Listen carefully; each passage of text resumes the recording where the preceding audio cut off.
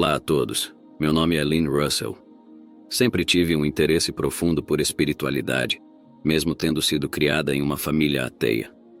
Essa curiosidade sobre a vida espiritual surgiu porque queria entender o que acontecia após a morte. Foi esse desejo de conhecimento que me impulsionou, e desde os meus 16 anos comecei a estudar diversas religiões.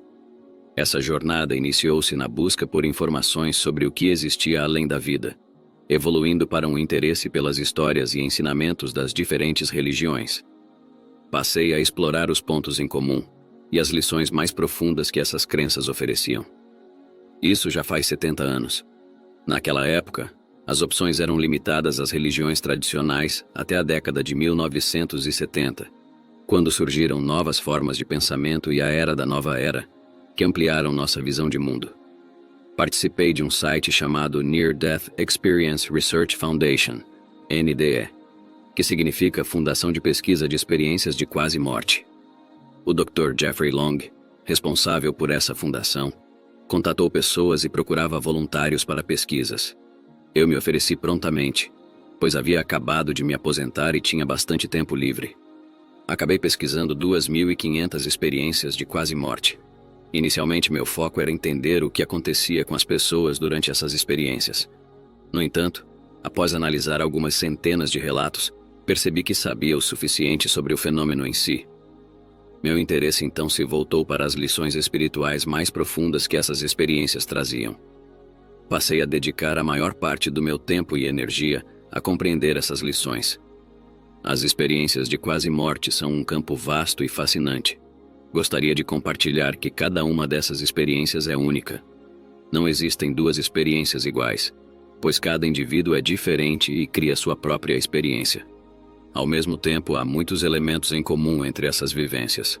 Quando encontro essas semelhanças, reconheço a autenticidade delas. Esses elementos comuns incluem a ausência de tempo no outro lado, a viagem pelo pensamento e a comunicação telepática. Também há um conhecimento universal que se revela quando se faz uma pergunta, além da revisão de vida e o impacto que isso tem sobre outras pessoas. Tudo isso é extraordinariamente belo e consistente entre os relatos. Lembro-me de uma experiência específica em 1972, quando estava muito doente e acamada.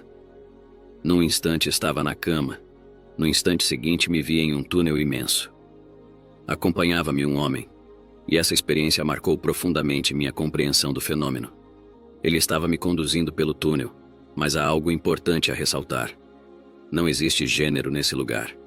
Eu o via como um homem, mas isso era apenas uma interpretação minha, pois ele não possuía gênero. Continuamos nossa subida, até que uma voz poderosa surgiu dizendo: "Leve-a de volta, não é a hora dela." Meu guia ao lado respondeu: "Mas ela já morreu." E a voz replicou: "Leve-a de volta, ela ainda tem muito a fazer." A luz determinava que eu deveria retornar, pois minha missão na Terra ainda não estava concluída.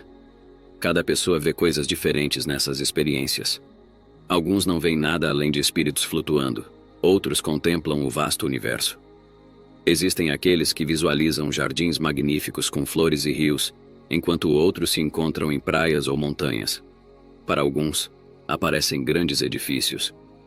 Essas visões variam de acordo com a individualidade de cada pessoa, e não importa qual seja a sua religião.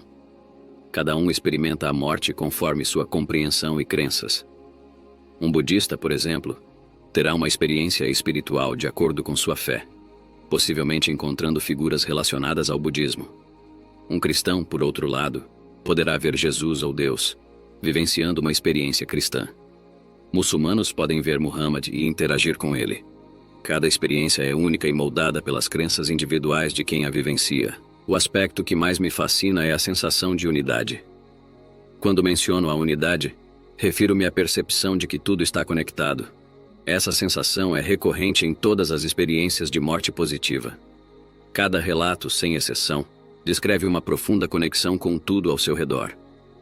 Mesmo aqueles que não tiveram experiências negativas, como a sensação de estar no inferno, relatam uma forte conexão. Aqueles que passaram por experiências positivas frequentemente descrevem que se sentem não apenas conectados, mas que são, de fato, parte do que vem. Eles se tornam o jardim, os planetas, as estrelas, tornando-se um com tudo ao redor. Não há separação, e isso reforça a ideia de que há apenas uma alma, um espírito vivenciando tudo. Somos todos parte dessa unidade, experimentando a vida de forma separada, mas essencialmente unidos à fonte. Para mim, essa compreensão é essencial. É apoiada por muitas outras experiências e relatos que ouvi e estudei. A sensação de ser parte de algo maior, de estar intrinsecamente conectado a tudo e a todos, é uma verdade que se manifesta repetidamente. Isso nos mostra que, no fundo, somos todos a mesma essência, a mesma fonte, vivendo a ilusão de separação nesta vida terrena. Essa percepção de unidade é fundamental e transformadora, refletindo o que muitas pessoas descrevem em suas experiências de quase morte. Por exemplo, quando as pessoas viajam, elas o fazem através do pensamento. Não é surpreendente que não se desloquem fisicamente, pois tudo ocorre dentro da mente, dentro de uma entidade que é a fonte única. Somos apenas um ser que pode se transportar para qualquer lugar, embora não nos movamos realmente, pois isso se dá apenas em nossa mente. Partículas quânticas, minúsculos componentes que formam um átomo, apresentam resultados diferentes quando alguém está observando os experimentos ou não. Se não houver ninguém na sala, os resultados mudam. Isso sugere que essas minúsculas partículas, embora não sejam criaturas, parecem perceber a presença de uma consciência, o que é fascinante. Outro exemplo envolve testes cerebrais para observar reações a diferentes estímulos. Durante esses testes, as pessoas foram expostas a imagens belas, amorosas e horríveis, e os pesquisadores buscavam entender suas reações. Descobriram que o cérebro recebe um sinal antes mesmo de a pessoa ver a imagem. Mesmo antes da imagem aparecer, já há um sinal no cérebro, indicando uma conexão profunda de alguma forma. Outro experimento interessante foi global. A prática de meditação mundial, por exemplo, tem um efeito positivo e significativo no mundo. O Dr. Roger Nelson quis investigar se a consciência humana podia influenciar a atmosfera. Ele desenvolveu um programa altamente sensível que detectava pequenas variações na atmosfera. Em eventos globais significativos e durante meditações coletivas, o programa registrava mudanças notáveis, indicando que a consciência humana afeta a atmosfera. A maioria das pessoas não relata experiências negativas, como as de inferno, por serem muito perturbadoras. Contudo, aquelas que compartilham suas vivências geralmente descrevem serem resgatadas do inferno após a morte. Normalmente, elas sentem que descem, embora eu não acredite que haja uma direção específica. Uma vez no inferno, essas pessoas muitas vezes clamam por Deus, Jesus ou seus guias espirituais, e acabam sendo retiradas desse estado. Quando as pessoas são retiradas do inferno e chegam à parte positiva, onde há jardins lindos e outras belezas, elas frequentemente se perguntam o que foi aquilo. A resposta que recebem é que o inferno foi uma criação delas, fruto de sua própria mente e coração. Não existe um inferno verdadeiro. É uma construção humana baseada no que acreditamos merecer. Portanto, todos acabam indo para o céu, pois é onde pertencemos. Somos parte da fonte, somos um com ela, e o céu é nosso verdadeiro lar. Nossa experiência na Terra é vital porque, ao viver nossas vidas, estamos contribuindo de volta à fonte, ao espírito, que é a força criativa. A força criativa deseja que vivamos vidas boas e felizes. Uma história que adoro é a de uma mulher chamada Hapur. Ela era uma dona de casa comum que teve uma experiência de quase morte. Sua história está cheia de informações fascinantes. Se quiser conhecê-la melhor, basta procurar Hapur Experiência de Quase Morte no Google. Hapur aprendeu que estamos aqui para desfrutar a vida, não para sofrer. Ela percebeu que todo o sofrimento pelo qual passou foi uma escolha sua. Muitas pessoas que passam por experiências de quase morte aprendem que nosso comportamento afeta profundamente os outros. E essa revelação as transforma completamente. Elas se tornam pessoas diferentes da noite para o dia. Além disso, elas se sentem tão cheias de amor que não querem partir de lá. Não é surpreendente que a maioria não queira voltar, pois a experiência é tão bela e maravilhosa. É difícil retornar a um mundo cheio de problemas. Algumas pessoas se ajustam rapidamente quando retornam, mas outras têm dificuldade em se adaptar. Tudo o que desejam é voltar para aquele lugar de paz e amor. Embora não cometam suicídio, pois sabem que isso não funcionará, muitas apenas querem completar sua missão na Terra para poder retornar. A compreensão de que nossa experiência aqui é uma contribuição para a força criativa é muito importante.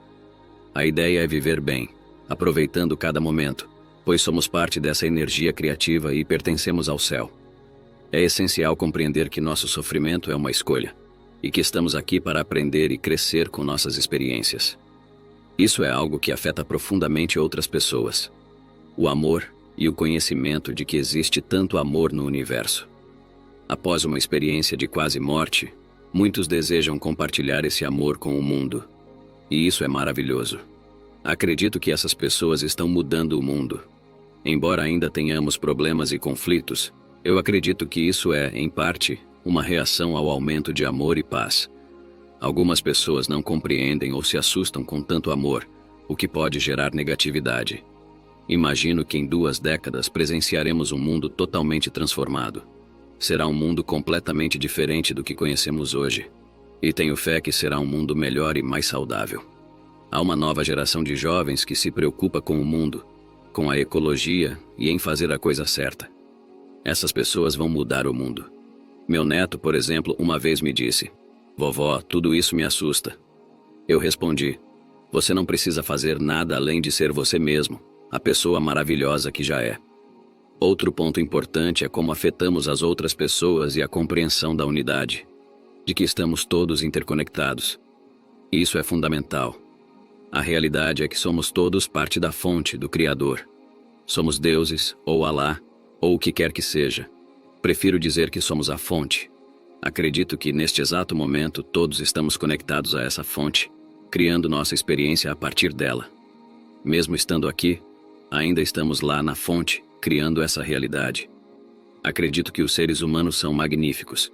Quando eu era conselheira familiar, muitas pessoas não gostavam de si mesmas e se tratavam mal. Somos, na verdade, incríveis, maravilhosos. Precisamos saber disso, mas muitas vezes não sabemos, pois pensamos que somos pecadores. Isso é um equívoco. Somos absolutamente lindos. Se as pessoas soubessem disso, o mundo mudaria. Uma das minhas histórias favoritas é sobre um marinheiro da Marinha dos Estados Unidos, chamado Mark, se não me engano. Ele estava mergulhando com alguns colegas quando 2 coisas aconteceram. Um tubarão apareceu e, ao mesmo tempo, ele pisou em um coral venenoso que perfurou seu pé.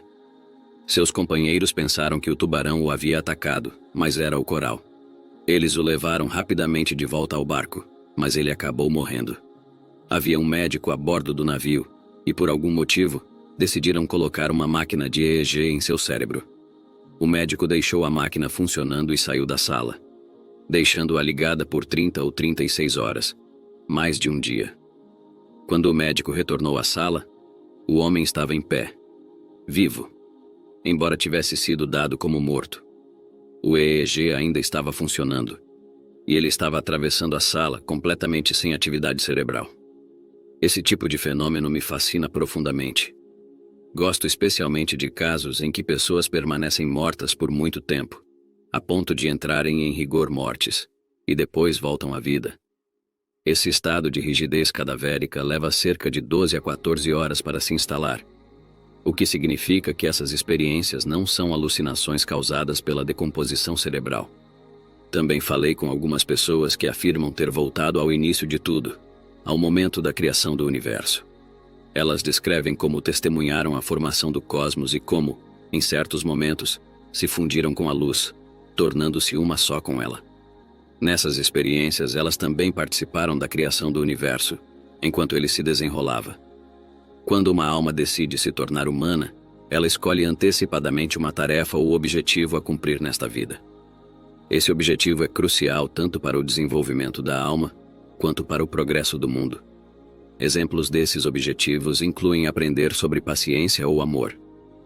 Todos nós precisamos aprender sobre o amor, sem exceção. As almas escolhem as pessoas que farão parte de suas vidas, como familiares, amigos e outros relacionamentos significativos. Além disso, escolhem os eventos que as ajudarão a alcançar seu objetivo. Nem todos os eventos são predeterminados, pois alguns podem distrair do objetivo principal. Acidentes também acontecem. Um exemplo interessante é de Daniel Brinkley, que escreveu um dos primeiros livros sobre experiências de quase morte. Durante a guerra, ele matou um homem desnecessariamente. Em sua experiência de quase morte, Deus lhe perguntou por que ele havia tirado a vida daquele homem, explicando que havia planos para ele, e agora ele teria que recomeçar. Isso mostra que nem tudo está predestinado. Nós decidimos o tipo de existência que vamos ter, escolhendo conscientemente nossa nacionalidade, aparência física e etnia. Tudo isso considerando o que mais contribuirá para alcançarmos nossos objetivos pessoais e espirituais. Por vezes, em meio a essa jornada, algumas pessoas não conseguem completar o propósito a que se propuseram nesta vida, necessitando então de uma nova oportunidade, através da reencarnação, para tentar novamente cumprir aquilo que é essencial para seu crescimento e evolução. O propósito, portanto, é algo de imensa importância. Cada detalhe da vida que escolhemos faz parte de um plano maior, desenhado para nos proporcionar as experiências e lições necessárias. Penso nisso enquanto observo a vastidão do céu ao entardecer, as cores vibrantes pintando o horizonte, como uma lembrança de que cada escolha e cada caminho tem seu papel no grande quadro da existência. Há uma calma no ar, um silêncio que convida à reflexão. Sinto a brisa suave tocando meu rosto, trazendo consigo a sensação de que estou exatamente onde deveria estar, vivendo a vida que escolhi, com todas as suas complexidades e desafios. Lembro-me de momentos em que questionei minhas decisões, em que a dúvida sobre meu propósito era uma constante. No entanto, percebo que cada passo dado, cada obstáculo superado, me aproximou mais da compreensão do que realmente importa. Caminhando por um campo florido, as flores balançando ao ritmo do vento, sinto a conexão com a natureza e a certeza de que tudo faz parte de um ciclo maior. A reencarnação, esse retorno para tentar novamente, não é um fracasso, mas uma segunda chance, uma nova possibilidade de acertar, de evoluir. É reconfortante pensar que há sempre uma nova oportunidade esperando, uma nova vida onde podemos corrigir erros passados e continuar nossa busca pelo entendimento e pela paz interior. Cada pessoa que encontramos, cada situação que vivenciamos, carrega em si uma lição. Às vezes, são lições duras, que nos fazem questionar nosso valor e nossa força, mas que, ao final, revelam-se como essenciais para nosso crescimento. Imagino as inúmeras vidas que já vivi, cada uma contribuindo com um pedaço do quebra-cabeça que sou hoje. Sinto-me grata por todas as experiências, pelas alegrias e pelas tristezas, pois sei que sem elas não teria me tornado a pessoa que sou. Enquanto o sol se põe, deixando o céu tingido de laranja e roxo, penso na grandiosidade do universo e em como somos pequenos diante de sua imensidão. No entanto, cada escolha, cada vida, por mais insignificante que possa parecer, tem um impacto profundo na tapeçaria da existência. E assim, continuamos, vida após vida, busca após busca, em direção a algo maior, algo que talvez ainda não compreendamos completamente, mas que nos chama a seguir em frente. Com o passar do tempo, aprendi a valorizar cada momento, a aceitar que nem sempre vou entender o porquê das coisas, mas que posso confiar no processo. A vida, com todas as suas surpresas e reviravoltas, é um mestre paciente e sábio. E eu, uma aprendiz sempre disposta a aprender e a crescer, sabendo que, no final das contas, estou exatamente onde devo estar, vivendo a vida que escolhi, com todas as suas cores, sabores e texturas. Ao passar por uma revisão de vida após a morte, uma pessoa vê todas as suas ações e suas consequências sobre os outros. Elas se tornam as outras pessoas e sentem exatamente o que essas pessoas sentiram. Sentem a dor que causaram e as repercussões disso, como um eco que se dissipa gradualmente. Da mesma forma, experimentam as consequências positivas de suas boas ações, sentindo a alegria que trouxeram para os outros. Indivíduos que cometeram ações cruéis precisam reviver cada uma de suas maldades, sentindo a dor que infligiram nos outros. Imaginar o sofrimento de figuras históricas como Hitler, por exemplo, é incompreensível. Essas pessoas não só verão suas ações, mas também sentirão o que suas vítimas sentiram. A lição mais valiosa que aprendi ao longo da minha jornada é que devemos ser muito mais generosos e compassivos conosco mesmas. Precisamos cultivar um amor próprio mais profundo e sincero, depositando uma confiança maior em nossa verdadeira essência. É crucial que deixemos de lado a autocrítica severa que frequentemente nos impomos. Ao encontrarmos alegria e satisfação em nossa própria identidade, espalharemos essa felicidade genuína ao nosso redor, afetando positivamente o mundo em que vivemos. Reflito sobre como, em muitos momentos, somos nossas piores juízas, impondo padrões inalcançáveis e críticas duras a cada pequeno erro ou imperfeição. Esse comportamento não só nos machuca, mas também impede que brilhemos em nossa plenitude. Acredito que ao mudarmos essa perspectiva, seremos capazes de ver a beleza em nossas falhas e transformá-las em oportunidades de crescimento. Devemos estar atentas em nossos pensamentos, pois eles moldam nossa realidade e as energias que projetamos no ambiente. Quando nos permitimos pensar de forma positiva e amorosa, atraímos energias semelhantes. Eu lembro de um dia ensolarado, caminhando por um parque repleto de flores coloridas e árvores majestosas. Senti uma paz profunda ao me conectar com a natureza, percebendo que essa mesma serenidade pode ser cultivada dentro de mim. Foi um momento revelador, onde compreendi que a felicidade e a tranquilidade que buscamos fora estão, na verdade, dentro de nós. Além disso, percebi que a forma como tratamos a nós mesmas reflete diretamente em nossas interações com os outros. Quando estamos em paz com nossa própria essência, conseguimos oferecer apoio e carinho genuínos a quem nos cerca. Lembro-me de uma conversa com uma amiga querida, onde pude perceber como minha mudança interna influenciou positivamente nossa relação, tornando-a mais leve e sincera. Portanto, é essencial que observemos nossos pensamentos com cuidado e consciência. Cada pensamento negativo pode ser substituído por uma afirmação positiva, mudando gradualmente nossa forma de ver a vida e a nós mesmas. É um processo contínuo de autoaceitação e amor próprio. Em resumo, a chave para uma vida mais plena e feliz está em sermos mais gentis conosco mesmas. Ao nos amarmos verdadeiramente e confiarmos em nossa essência, irradiamos essa alegria e paz interior para o mundo ao nosso redor. Devemos então estar sempre vigilantes sobre nossos pensamentos e as energias que emanamos, lembrando que temos o poder de transformar nossa realidade através do amor e da compaixão por nós mesmas.